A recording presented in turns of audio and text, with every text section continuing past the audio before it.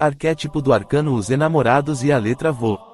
Os enamorados igual à sabedoria e a fonte de misericórdia, a esfera do zodíaco atuando através de Touro sobre Júpiter. Hiroshima: o centro produtor de amor, sabedoria atuando através de Touro sobre Chesed, o poder espiritual realizador das bondades, o Ri do mundo. Diatizilut atuando através de Touro sobre o Yod do mundo de Bria, água do fogo atuando através de Touro sobre o fogo da água. O 16º caminho é a inteligência triunfal e eterna voluptuosidade da glória, e é assim denominado porque é o prazer da glória além da qual não há glória igual. É também chamado de paraíso da voluptuosidade preparado para os justos. Refere-se ao amor supremo, Hiroshima comunicado conjuntamente com o poder supremo e paradisíaco de Chesed, que acaba por engendrar esta voluptuosidade que relata o texto Yetziratico, chegando até os níveis terrestres pelas vias do signo terrestres, pelos justos, de modo a promover o triunfo da inteligência. O lado negativo é que, quando promovido pelos não justos, no caminho de descenso, dá ação a todos os tipos de abuso de poder, quanto mais aqueles que recebem as graças de Chesed sem terem evoluído para tanto. Seja no campo espiritual, financeiro, político, etc. O significado espiritual deste caminho está relacionado ao signo terrestre de Touro, o ar da terra, ou seja, o segundo deste elemento, portanto regido por Hiroshima, também, conhecido pelo codinome de Zodíaco, o mestre prostrando suas sementes aos 12 discípulos. Nos níveis mais densos, o chakra mundano. Fazendo uma analogia, este símbolo touro é composto de uma meia-lua sobreposta a um círculo. A meia-lua, em linguagem mais moderna, atua como uma antena parabólica e é o símbolo da receptividade da energia e poderes do Eterno.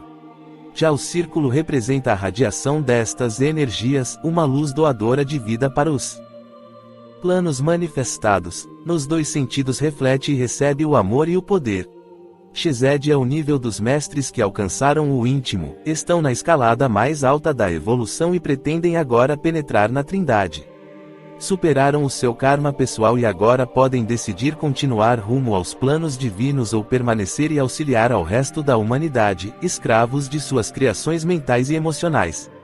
Os que decidem ficar são intitulados de mestres de grande amor, pois poderiam caminhar rumo à felicidade eterna e suprema, mas escolhem ficar e ajudar, como ocorreu com Jesus entre outros grandes mestres. Já no sentido descendente é em Chesed que a mônada Keter decide a qual raio pertencerá irá atuar, assim poderá seguir a linha do conhecimento que é governado por Mercúrio, a linha de governo, autoridade e de liderança característicos de Marte, a linha artística por Vênus, medicina, etc. De outro lado temos que a letra força deste caminho e a letra Vô, que também é representada por um prego, um signo de união e simboliza o espírito pregado 3 vezes na cruz da matéria, isto lembra o martírio de Cristo. Percebemos aqui que os caminhos 16º e o 18º unem os mundos de Atzilut e Bria, o mundo das emanações com o da criação, ou seja, uma união entre o imanifestado e o manifestado, pois a manifestação tem início após o final das operações em Binah. Percebemos então que no 16º caminho, o iniciado se deparara com as emanações de planos superiores de Hiroshima, que é considerado um permanente receptor dinâmico e transmissor das energias divinas, daí o título do caminho, que é denominado de inteligência triunfal ou eterna, pois é dele que sai a energia, o capital que estimula e provoca a evolução. Aqui, em Hiroshima, não entra ainda nem a forma ou as imagens propostas por Binah, mas temos uma energia solta, pura, de modo que quem quer se fundir a esta energia se desintegrara, e daí vem a passagem bíblica. Êxodo capítulo 33 e versículo 20, e disse mais: não poderás ver a minha face, porquanto homem nenhum verá a minha face, e viverá. A letra hebraica Vô. Vô é a sexta letra, força é uma letra simples. Na tabela das letras hebraicas o Vô 6 se situa abaixo do Gimel 3, que representava a exteriorização de Aleph 1, depois de passar pela interiorização de Bet 2. Deste modo constitui-se na segunda fase de exteriorização de Gimel 3 e Também no ri desta letra que dará origem a uma terceira fase em seu segundo ciclo, portanto mais elaborada. A letra força, vo, expressa hieroglificamente o olho e tudo o que tem a ver com o brilho, luz ou resplendor. O olho estabelece o contato entre o mundo físico externo e nossa consciência. O que temos aqui é uma relação de reunião de opostos, já o mundo espiritual e o material se comunicam pela vista. De outro modo, a letra vo nos deixa a ideia de um gancho de união que separa o nada do ser, que passa de uma natureza a outra. A imagem do arcano. Um jovem sem barba seminu está parado em meio a uma encruzilhada com os braços cruzados formando o pentagrama. Se acha perplexo ante as correntes antagônicas e não sabe como governá-las. Duas mulheres tocam seu ombro e sugerem o caminho que deverá trilhar. A mulher da direita exibe um círculo de ouro sobre a sua testa, enquanto a da esquerda está meio largada e coroada com ramos. Em algumas cartas esta ordem é trocada. As duas mulheres representam as duas colunas do templo de Isis, Jaquim e Boaz, e personificam a virtude e o vício. Por cima dos três encontra-se um anjo, o Cupido ou o arcano da justiça, que mira sua flecha à mulher viciosa apontando o castigo. Pode estar trocada em algumas cartas. No tarô egípcio, o discípulo se encontra de pé nas águas da vida em frente a um triângulo negro invertido. Também forma um pentagrama com seus braços, mas como o braço esquerdo está sob o direito implica que está caído, daí seu pé estar direcionado para a Medusa, que está à sua esquerda. À sua direita encontra-se uma mestra.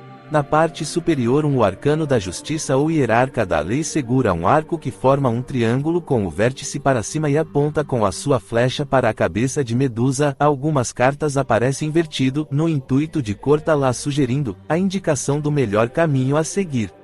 Então temos o triângulo invertido embaixo e o triângulo positivo em cima, arco, formando a estrela de Davi. O indivíduo encontra-se entre os dois triângulos e tem de se decidir por um ou outro caminho, o da luz ou das trevas. O problema é absolutamente sexual, ou seja, está ligado à perda das energias.